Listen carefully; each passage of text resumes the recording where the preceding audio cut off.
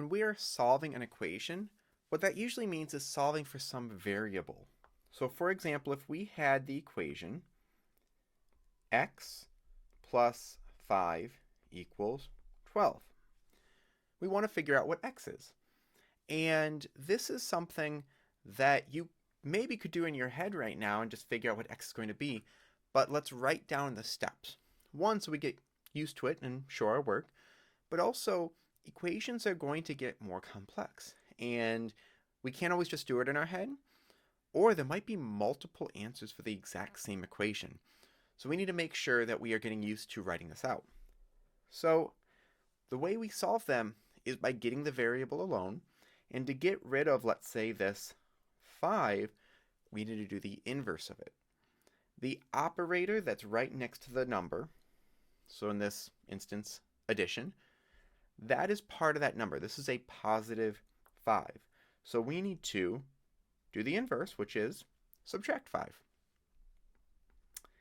And a positive 5 minus a 5 gives us a 0, and we're left with just x. You could say x plus 0, but that's also just x. And 12 minus 5 is 7. And we could plug this back in. If x is 7, that means our equation is 7 plus 5 equals 12, and that does check out.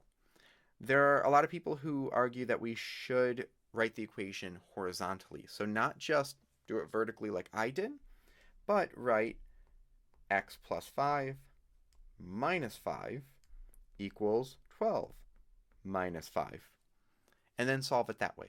This works great. I understand the arguments for it, and you should do what works best for you. But either way, we're getting rid of all of the other numbers, so we're left with just the variable, x equals 7. Same thing for subtraction. If you had x minus 5, you would add 5, and you add it to both sides to make sure the equation stays balanced. The next video I'm going to make is on multiplying and dividing. It's the exact same thing, but I want to make sure we don't make any mistakes with thinking that we cancel things out. So stay tuned for that one.